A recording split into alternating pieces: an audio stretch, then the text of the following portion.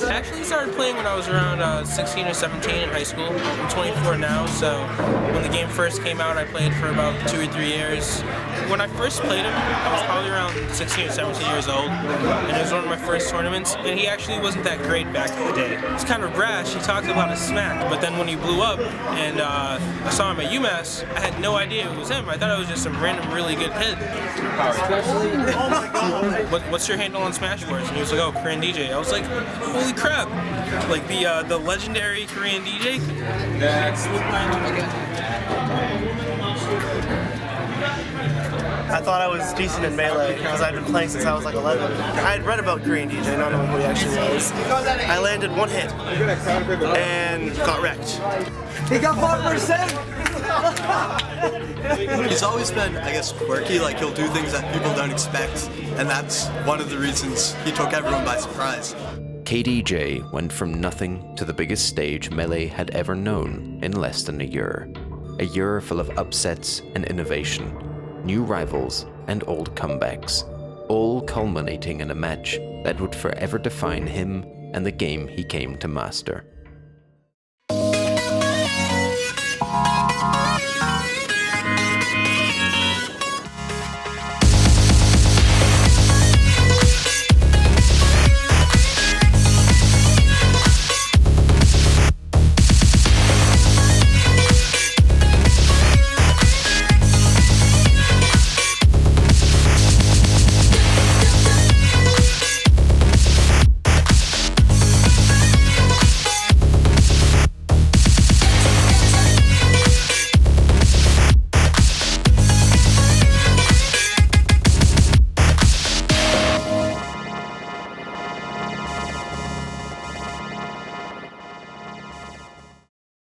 What PC's got to be thinking. Oh, that's going to do it! The finals go to PC Chris, winner of the New York City season opener. PC Chris was the first of the young kids. They were all young, and they were different than Ken and Az and Isaiah, or even myself and Husband. They were a different breed. PC Chris paved the way for Korean DJ and Music King. All three of them basically came to prominence at the same time. PC had kind of, started developing on a little bit earlier. M2K had gone to some local tournaments around here even. He wasn't like at that level yet. He didn't have any level of mind games really. He was just relying totally on his knowledge of tech skill. Korean DJ, we just didn't hear about at all.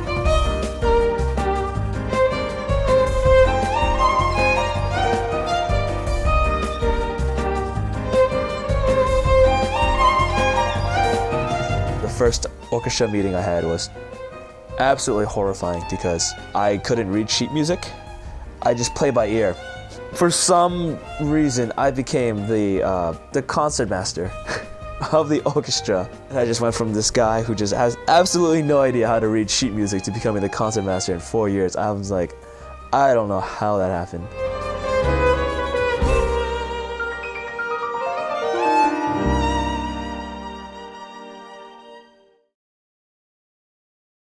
My dad was like the CEO of his own like clothing store called J City, and it was really successful. We had many chains up in Boston. We were actually thinking about extending it to like New England.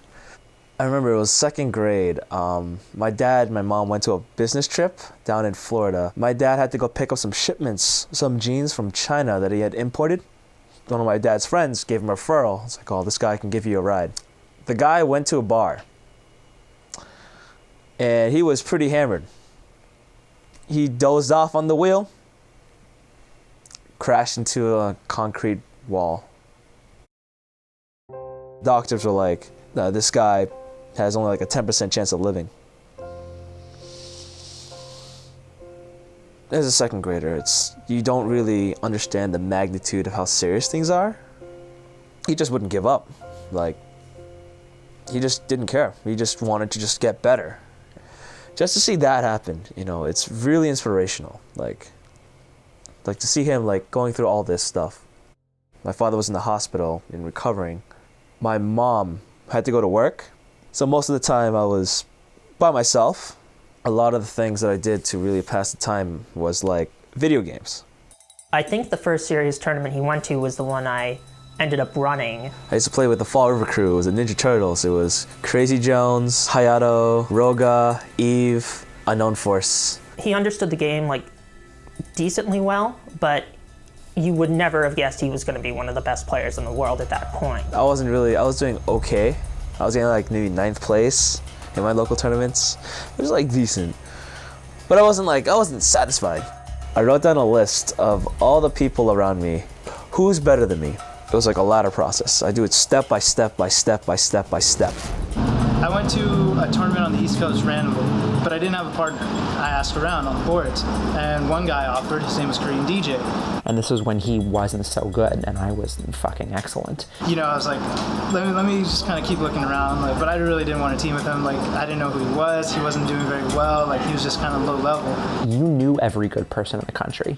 Now, let's say I was as good as I was, which I know I'm not. You don't know who can beat you. You can go into a tournament and lose to someone whose name you don't know because there's just so much skill, and also the spectrum is wider and there's more notches along the way. Instead, when I show up, he money matched. He asked me for a money match. We were playing money matches. He wants to money match me. I was notorious for money matching literally everybody.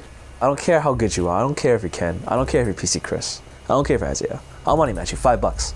Truth be told, I spanked him. Like, I messed him up. I creamed him, and he said, again. Your money, boss. Creamed him again. I was like, I think you need to let some other people... He asked me to money match. I was like, who is this guy? He intentionally knew at first he was going to lose a lot of them, but you have to factor in the money. He was paying maybe $5 or whatever it was to get matches with the best players, and they were going to be taking it more seriously than they would in friendlies, where they almost never play seriously and almost always sandbag. And then he goes, okay, we'll rematch again. It's like, all right, sure. Like, he wants to give me more money, that's fine with me. Next event, it was an MLG. He had a chance to play them and get to learn their styles and see what it was they were doing and figure out why he was losing. And I was like, wow, I'm starting to get better.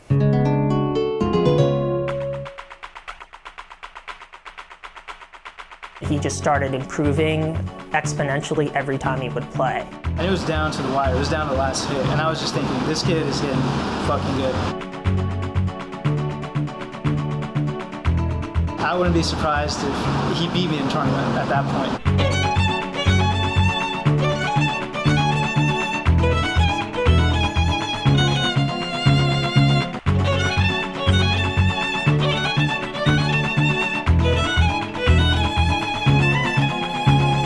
I saw him starting to annihilate people like Neo and Chillin in money matches and just like destroy them. And they were like, what the hell? Who is this kid?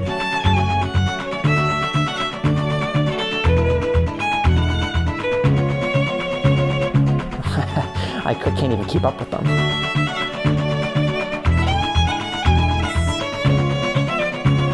Kind of turned from feeling sorry for him to kind of having a lot of respect for him because he was willing to get his ass beat. Ever since then, I wasn't even close.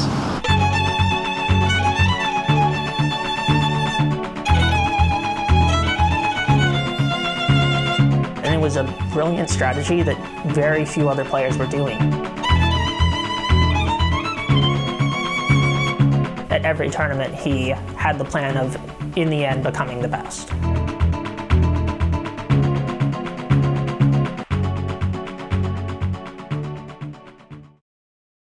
I felt like me and KDJ instantly got along.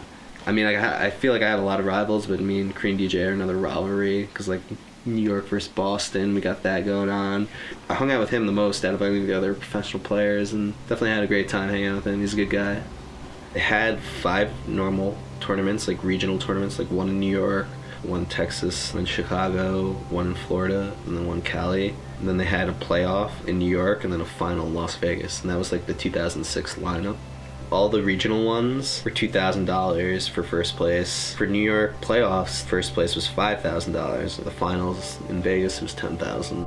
I didn't have any trouble winning locals, but I also just didn't get too much like pleasure out of it. H2O was pretty much dead. Azen wasn't playing. I started to think, okay, maybe I should retire as well, like Azen is. But Azen decided to come back. He was really excited about it. He was like, okay, now that there's this point system and shit, like, let's see what we can do, given that we've already missed a couple events. So we go to Chicago. This is JV. I'm checking in with Dreffen here again. We're watching a big match of Isaiah and Azen. You know, the crazy thing about Azen is he had just come back from a hiatus, but he was already, like, his goal was first, period.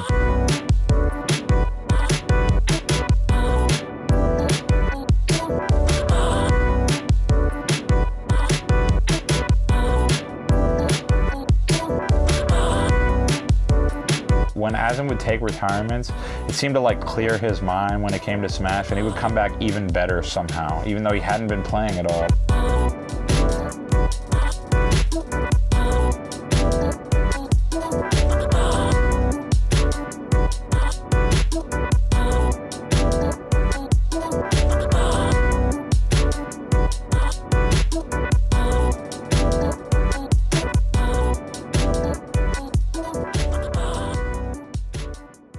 All right, we're live here. We got a big match here. We got Mewtwo King versus Azen. We're down to the top 4 in singles. It's really look like Azen's got some momentum going in that last match, and let's see how long he carries it over here.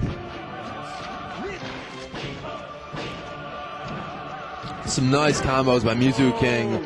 He pulled off, let me think if I can recap that real quick. 2 up airs, a back air, a neutral air, and then an up smash, and that was a beautiful stock by Mewtwo King. When he first came out, I despised him. He represented everything terrible about the Smash community. Like I was saying earlier about how cool it was when we found out about DA and that they're not just these basement-dwelling nerds. M2K was that basement-dwelling nerd. Especially when he started to get good is when I really had a problem with him, because I didn't want this guy to be the face of Smash. For that reason, I was kind of mean to him for a while, which I do regret, because it was kind of baseless, you know, just the fact that he looks like a nerd.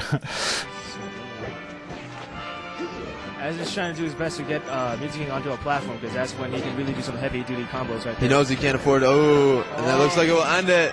And a nice victory by Mewtwo King, takes it 3-1 over Azen. He beat Azen, and, you know, that ended Azen's tournament, and Azen would have had Chu and then Ken. And I feel like, you know, even if Azen hadn't beat Ken, that would have been an incredible finals, and he definitely would have beat Chu. And that will do it. Ken takes the victory, and another first-place victory knocks to his belt. I think Chudat was feeling so much pressure where he just sort of would just collapse and just not take anymore, just want to give up and just go back and fly back home to Virginia.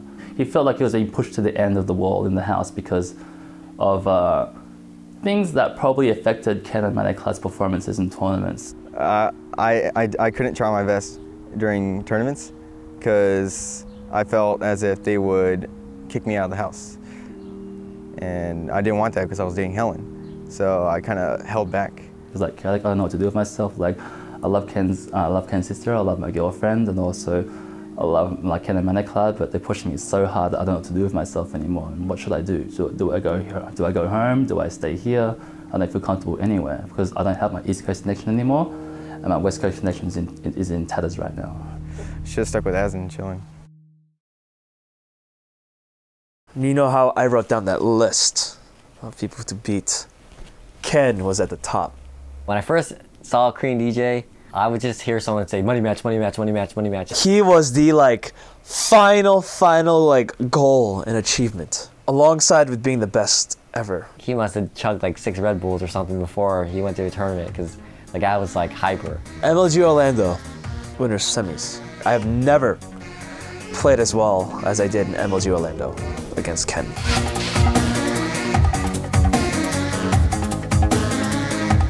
I was starting to do things with Sheik that I never thought was possible.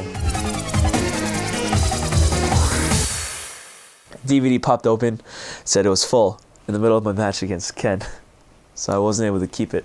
There are certain things that I was doing with Sheik that I never did again, and I wanted to see what was I doing.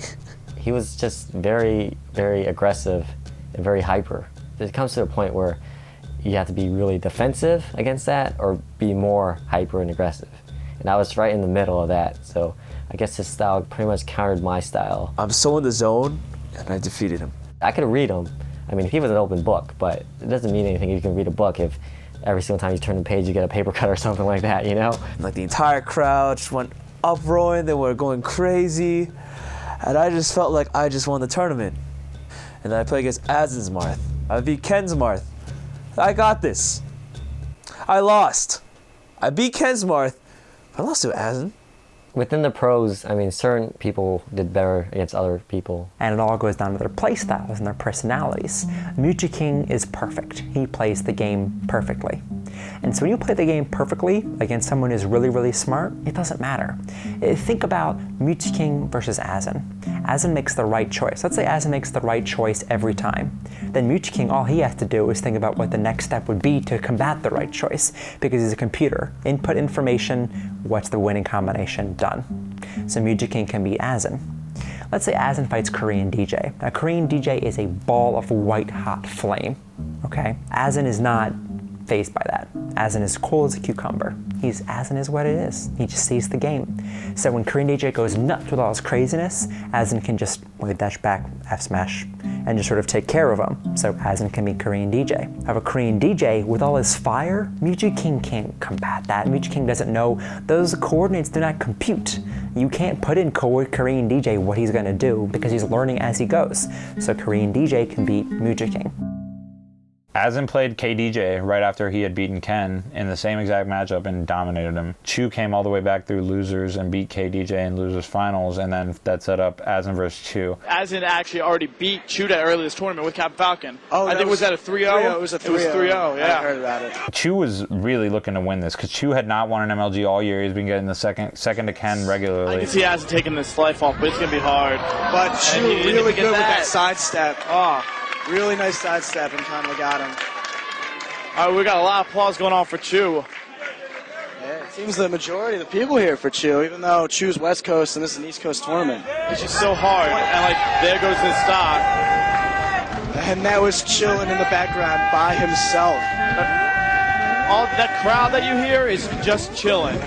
I was by the commentators table like freaking out. No one said anything but chilling in the audience for Azen right now. Azen was down 3-1 to Chu's Ice Climbers on Stadium. Azen's down right now, 3-1. And he just brought it back and won. And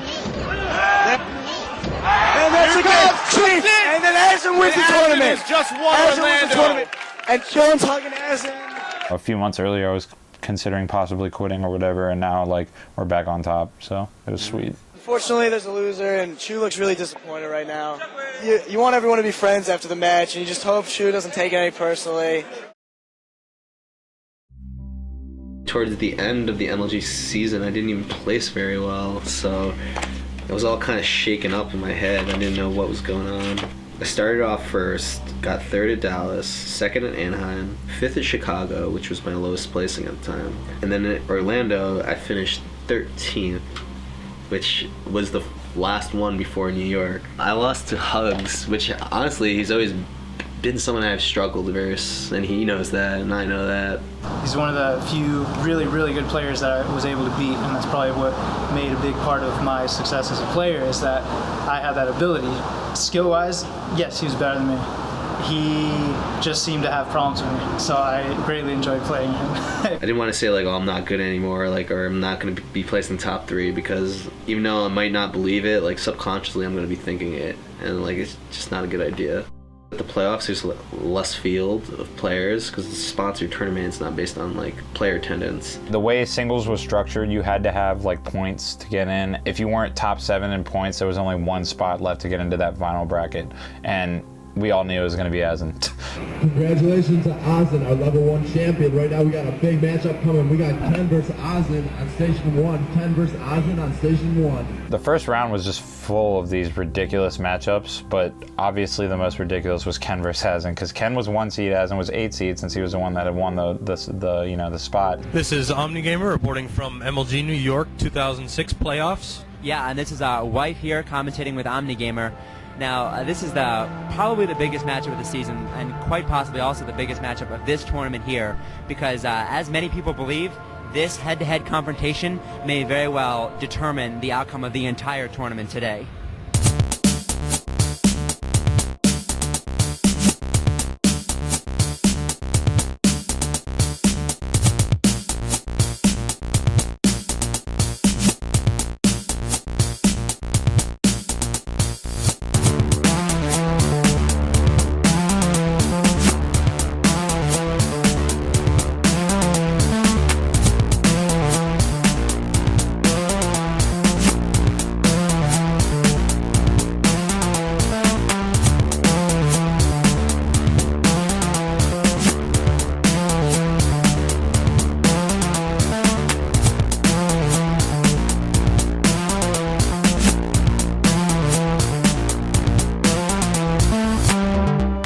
blue mark and the red mark, they've always meant one thing. This is East Coast versus West Coast incarnate.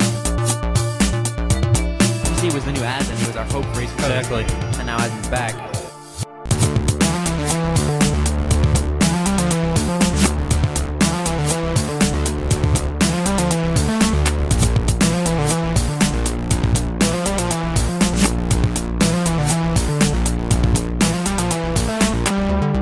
Azen seems a little unsettled right now. He's behind in matches and then behind in percent of this one. Arguably the best player in the world at that time, and you're down 3-1 and about to lose a set if you drop that match. You know, it's not even the deciding match, but, you know, he didn't have any more matches to give. If Ken wins this one, it's over for this set. Azen would have to fight his way all the way through losers to have another rematch. Difficult losers bracket, that's for sure. Yeah, I'll predict Azen to come back and see Ken again. I will, but it's going to be really difficult. And Azen's going to have to play at the top of his game consistently for several matches in a row. Oh, no. That's it. Oh, my fault. He gets back on. Came back. Just barely. Oh, right, Azen got a 10. It's the mark that it's all going to be about grabs here. Ken gets the first. Ken has the lead, but Azen can come back with a combo and get him with a spike. But you see that? Okay. Azen can get a grab. He might have a chance, but Ken just keeps getting him first. There it is. Uh-oh. Use it, Azen. Keep guessing. If Ken makes a mistake right there, he'd get tippered. And uh-oh. That's a tipper. Do it, Azen. Ken made a mistake by jumping so early.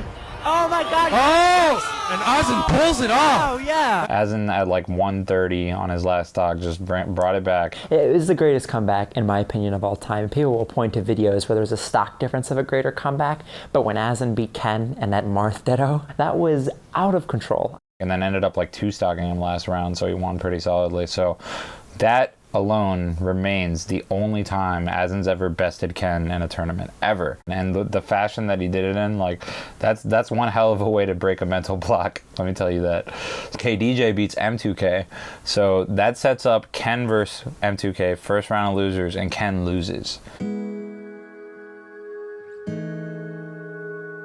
It wasn't fun anymore.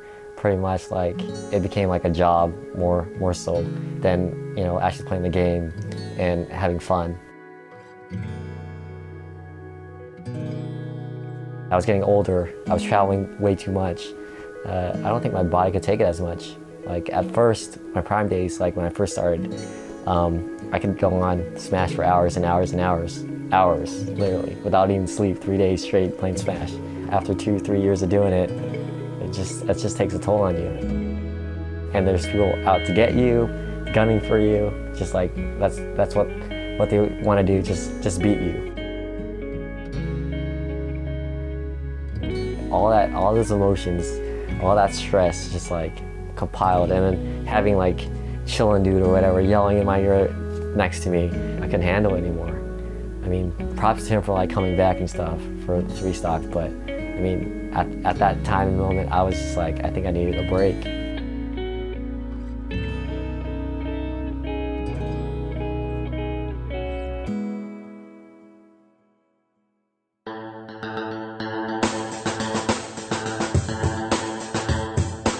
But we should also congratulate the East Coast hero Azen, who took out his West Coast nemesis Ken on his road to his very first Major League Gaming Smash Singles Championship.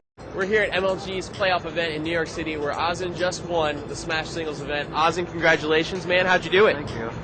Oh, I just went all Marth. Marth for me is just, you can be so easily creative with them, and he has a very cheap spike, get very cheap kills and forward smash. And just, I don't know, he's just really easy to use. All right, well, this makes 2 tournaments in a row for you, shooting for 3 in Las Vegas.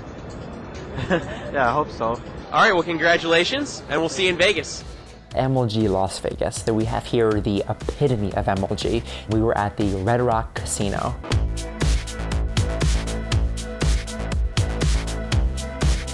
This hotel was gorgeous. Chandeliers, but tasteful chandeliers. Fantastic food. The shower had a mirror, so you could watch yourself shower, or presumably watch yourself have sex with the hooker. Vegas, baby. We flew there on MLG's dime. We took a taxi on MLG's dime to get there, stayed in the hotel that MLG paid for. So everyone there already feels like a pro. It was a very unusual tournament. It was very small. I think top 8 only bracket. So being in Vegas, it meant that only a few spectators could turn up, and all of them were from the West Coast. So the Ken Alliance turned up again, which is about 12 people. And a few of the East Coasters turned up with their support crew and stuff like that. So I think husband and wife were there, JV was there obviously. It was a very intimate sort of finals. I was thinking at the time, like, I think this is probably going to be my last tournament. My fire is about to burn out. I got to try. I definitely know I could compete and beat these guys. I tried to just narrow it down to matchups that I liked and that I didn't like. And the only 2 people I wanted to avoid was Hugs and Azen. My whole life was to win the MLG Lost Championships.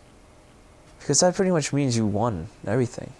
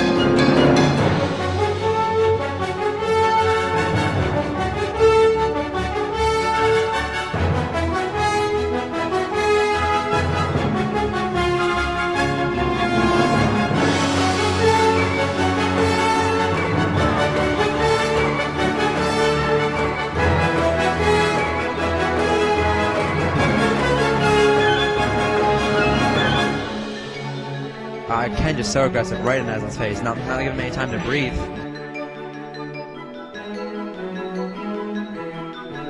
And that is it. Congratulations to Ken. And DJ knew right away, he's ready to go. Yeah, he was just like that he was last angry. night. He's hungry for blood.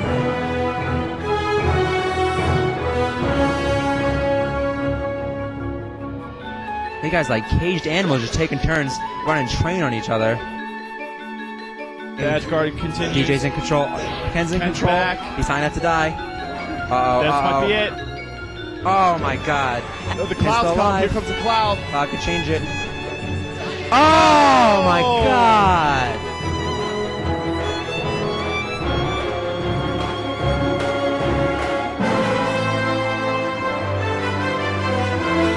Like, I was like, alright, this is my tournament. This is my dream.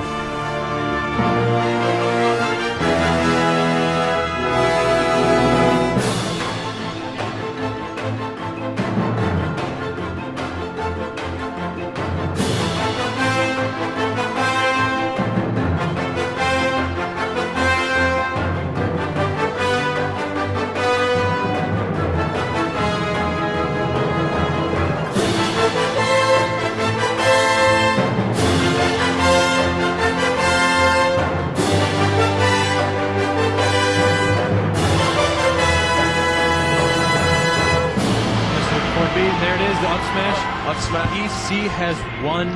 Congratulations to PC Chris. He came in at the beginning of the season, stunned everyone by beating Ken. He outlasts everyone else. He's going to take home $10,000 and be crowned the national champion of Super Smash Brothers. It was almost like a body high. Like, I just felt great the entire day. I never wanted to be the best player. That was never my goal. But just like putting my time into something and seeing like these great results, and like I couldn't believe like from this game that I picked up with my friends that I able to accomplish something like this.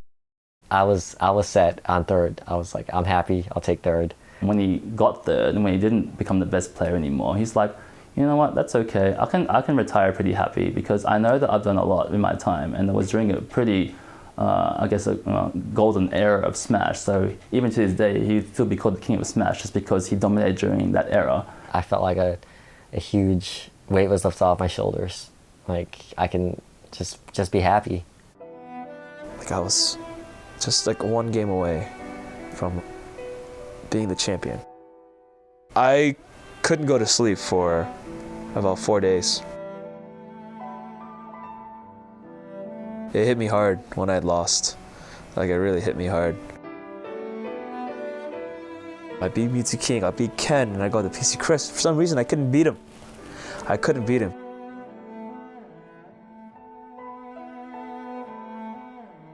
I was so close. And I have to wait another year?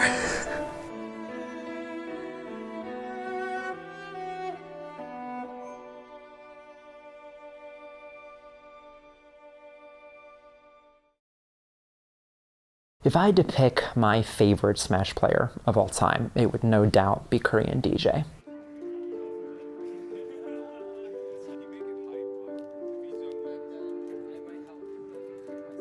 For me, he's the spirit of Smash. He has this fire in him that's fantastic to watch. Once in an interview, he said that he played the game like a freestyle rap. It was different for him, and you could see it. In game, I mean in high-level tournament matches, you can see him trying new things and learning as he goes. I don't think anyone ever wanted to take a stock so badly in their life. I don't think anyone ever just hated the character, not the person, the character. He was like, I need to just take these stock and just destroy them. And it's that kind of mentality, that personality that drove him to fly off the ledge farther than people ever had, and just ledge guard in a way that was just rude. Beautiful to watch. My favorite player of all time.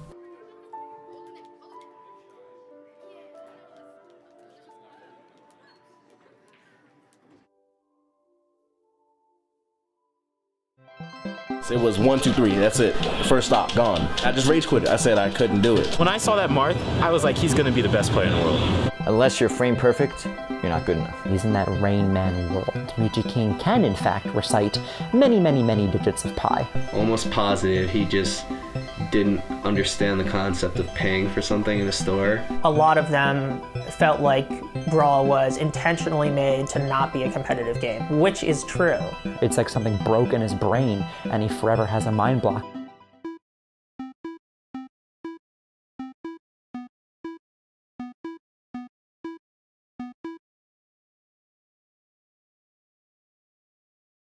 PC, wait, not even PC. M2K and KDJ, so many letters. After that, like a week later, OC2 comes along, and me and ManaCloud, we get second at that tournament in teams. And I don't know, it's like every time me and ManaCloud fight, it's like we do really, really well in teams.